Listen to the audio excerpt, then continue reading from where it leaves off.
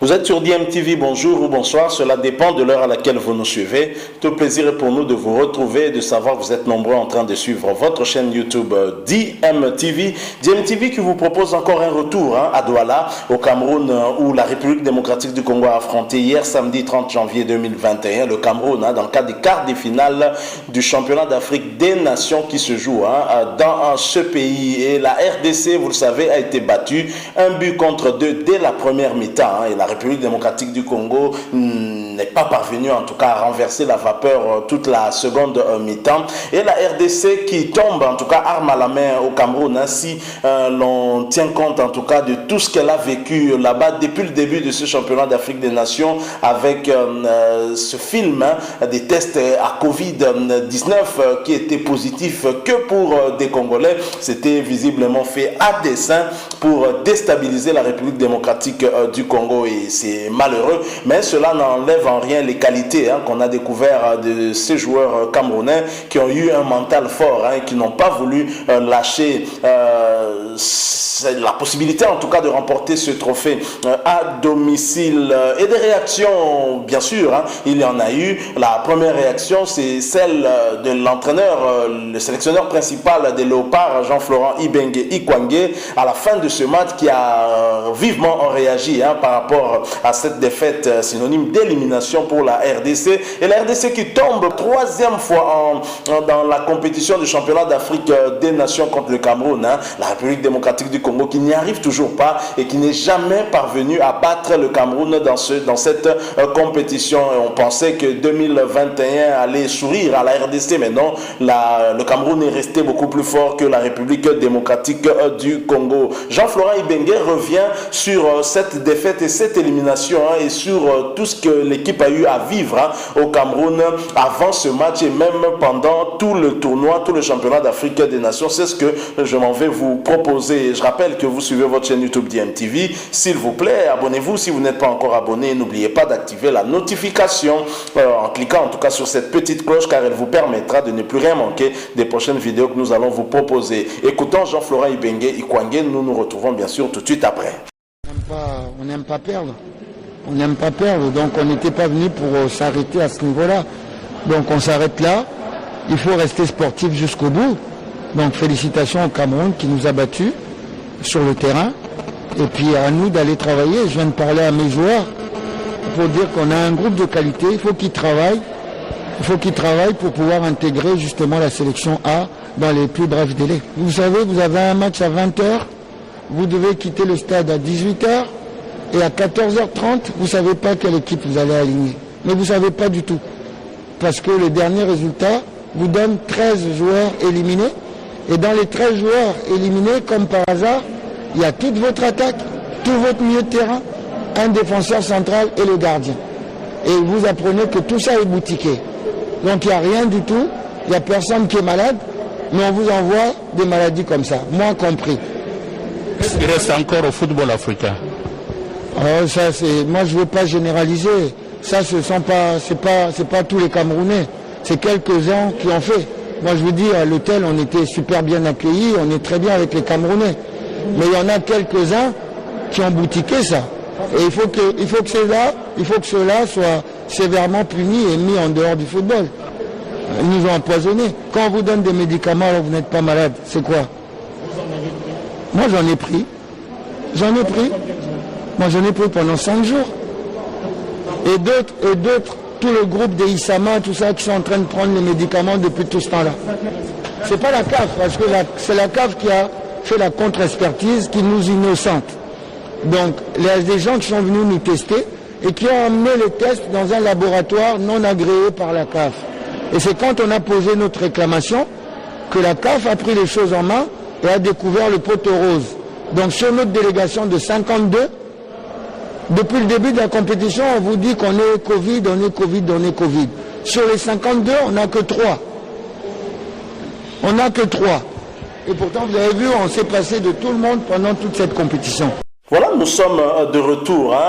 Vous venez de suivre là Jean-Florent Ibenge Ikwangé. Personnellement, je n'ai jamais suivi Jean-Florent Ibenge se plaindre de la sorte. On sait que c'est un entraîneur qui est pragmatique et rationnel, qui ne se plaint pas. Mais il y a eu un comportement, en tout cas antisportif au niveau du Cameroun, même si Jean-Florent Ibenge nuance, bien entendu, parce qu'il est vrai que ce ne sont pas tous les Camerounais qui se sont comportés ainsi, mais les officiels qui avaient en tout cas la possibilité d'avoir accès à ces tests à Covid-19 déjà effectués dans un laboratoire non agréé. Tout cela a été fait certainement exprès. Je pense que dès le début, les résultats de la République démocratique du Congo, c'était dans le but d'affaiblir cette équipe en perspective, en tout cas d'une rencontre contre le Cameroun. Visiblement, on ne voulait pas que la RDC puisse sortir de ce groupe-là, étant donné qu'elle représentait en tout cas un adversaire de taille. Et franchement, c'est honteux. Je n'ai jamais vu Ibenge réagir comme ça, et sincèrement, s'il réagit, je pense qu'il a totalement raison. Et à l'écouter et imaginer que vous n'êtes pas malade, on vous donne des médicaments pour une maladie que vous n'avez pas, et ces médicaments vont faire quoi dans votre corps, et ça vous met en danger, ça met votre santé en tout cas en danger, et c'est très malheureux. Vivement que la République démocratique du Congo puisse se plaindre au niveau de la CAF qui est au courant de ces manœuvres, mais également au niveau de la FIFA. Il faut qu'il y ait des sanctions. Des personnes qui sont auteurs de ces manœuvres-là doivent être punies, et ce n'est pas sérieux pour un pays ami et frère. Vouloir une compétition qui n'est même pas une compétition la plus majeure du continent, se comporter de la sorte, je pense que c'est quand même honteux. Je crois que le Cameroun a des moyens de remporter ce trophée, nous en sommes sûrs, parce qu'il y a de la valeur dans ce pays, on le sait, et le Cameroun n'a pas besoin de ça pour remporter un championnat d'Afrique des Nations. C'est quand même triste. Je suis personnellement attristé de constater qu'à la veille d'un match comme ça, on déclare 13 joueurs de la République démocratique du Congo positifs au Covid-19, et parmi lesquels toute son attaque, tout son milieu de terrain et un défenseur central. Vous imaginez un peu comment est-ce qu'on a voulu déstabiliser à fond cette équipe de la République démocratique du Congo. Je rappelle et je signale que ceci n'enlève en rien le résultat ou la qualité des joueurs camerounais qui ont mérité leur victoire du reste. Mais néanmoins, cela ne nous empêche pas de revenir sur ce qui s'est passé là-bas à Douala, et nous ne sommes pas contents. En tout cas, je pense que l'Afrique n'a pas besoin de tels agissements.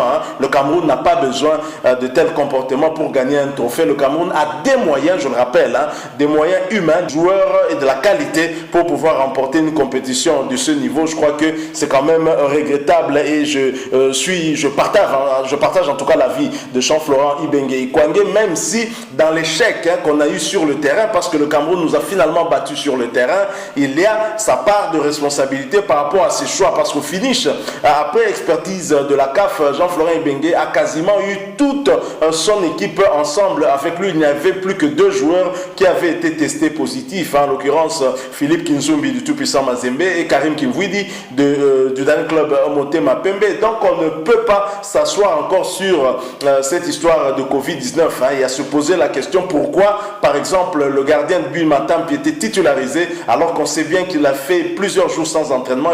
Il était en manque de rythme et connaissant aussi ses difficultés, surtout dans des ballons aériens. Pourquoi il a été aligné, et pourquoi le choix d'aligner Kalala sur le côté alors que c'était un avant-centre que Jean-Florent Ibenge lui-même utilise à l'ASV Club comme avant-centre, et pourtant il y a des ailiers, ceux qui peuvent jouer le rôle d'ailier et qui étaient sur le banc, notamment Ricky Toulenge qui peut aussi bien jouer sur le côté qu'au milieu. Il y avait également William Likuta qui peut jouer sur le côté, d'ailleurs il joue sur le côté, mais le choix de Jean-Florent Ibenge avec 2 avant-centres et ensuite décaler Kalala un peu sur le côté, ça n'a jamais marché. À chaque fois que Dark entrait et que Kalala était resté sur le terrain, ça n'a pas marché. Il y a quand même la responsabilité de Jean-Florent Ibenge aussi par rapport à cet échec, et la responsabilité de Boulaïma qui a certainement proposé Matampi, puisque c'est lui l'entraîneur des gardiens. Donc il y a eu quand même un ensemble de circonstances, un ensemble de paramètres qui en fait a favorisé l'échec que nous avons constaté constaté de la République démocratique du Congo. Qu'à cela ne tienne,